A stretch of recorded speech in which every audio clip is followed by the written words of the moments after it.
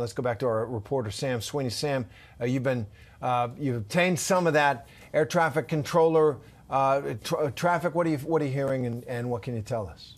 Yeah, Terry, you can hear the pilots in this audio talk about this, and they go back and forth. And there's also a medevac helicopter in the area. They were on the approach, then they were told to hold off, but then they said, "Hey, look, we're a medevac helicopter. We can assist with this." I think we have that audio. If so, let's listen.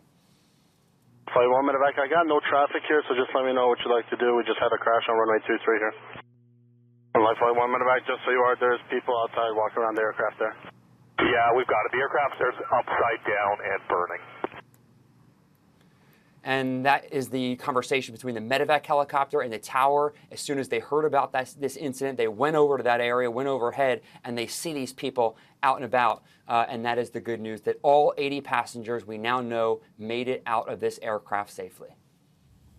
Yeah, just a remarkable result. And I want to go back to John Nance, our longtime ABC News aviation expert, longtime pilot, as author, all kinds of things. John, let me just ask you about wind and what those pilots were going through, possibly. Obviously, we don't know the facts here. We do know that gusts up to 40 miles an hour at the ground level.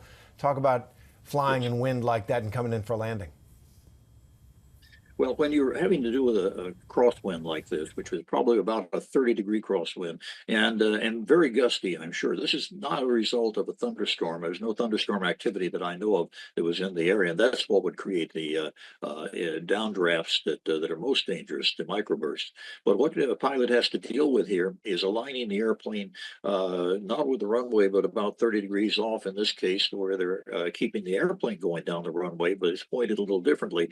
And with a lot of turbulence, that means a lot of manipulations of the controls, and at the last second you can have a gust that balloons you in the air, or a bit of a fall off of the air velocity. So it's a constant thing. I mean, it's second nature to pilots to do this, but it can get out of hand. And whatever happened here, and by the way, the idea of a strut collapsing is not outlandish. That is a possibility, but whatever happened was simply beyond the capability of the pilots to aerodynamically control the airplane.